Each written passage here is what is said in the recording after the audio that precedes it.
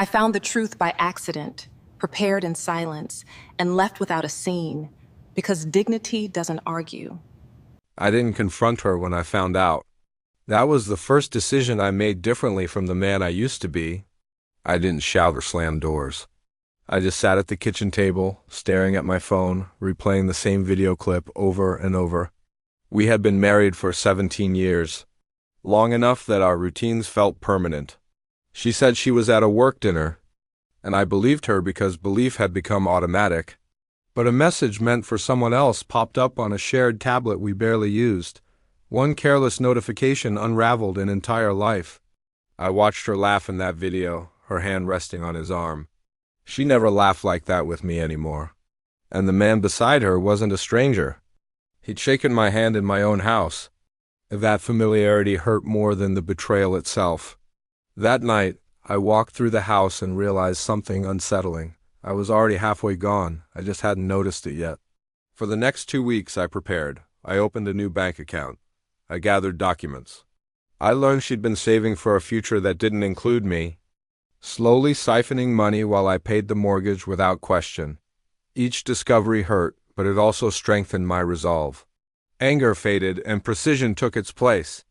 On a Thursday evening, she kissed my cheek and said she'd be late again. I nodded, waited 10 minutes after she drove away, and then I started packing. I didn't take furniture or things that would leave obvious gaps. I took what mattered to me, my father's watch, my tools, my laptop, anything that said I had existed beyond the role she had given me. By midnight, my friend's truck was full. The house looked almost the same, which felt fitting. I had been invisible there for a long time. I left my keys on the counter and nothing else. No note, no goodbye. No explanation she could twist into a story where she was the victim. Her calls started an hour later, then the texts. Confused, then angry, then pleading. I turned off my phone and slept on a couch that wasn't mine, but felt more honest than the bed I'd just left behind. The next morning, I woke up calm. For the first time in years, I wasn't waiting for her to decide how my day would go. She found me 2 days later, her voice shaking, asking how I could just disappear. I looked at her and realized she truly didn't understand what she'd done. I told her I knew. About the affair, the money, the plans she made while telling me we'd grow old together. She denied it, then cried, then blamed me.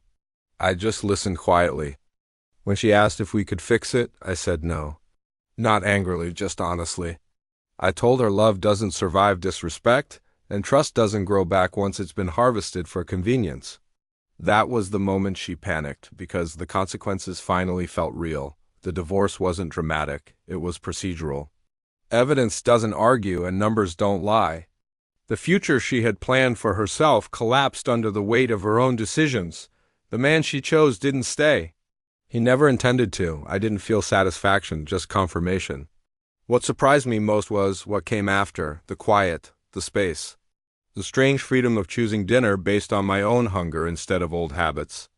I moved into a smaller place and reconnected with people I'd neglected.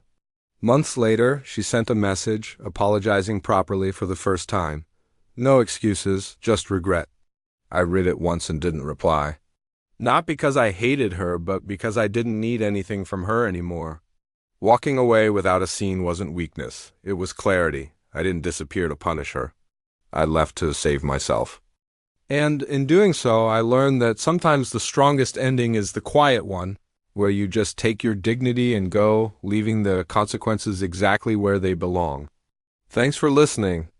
If this resonated with you, consider subscribing for more stories.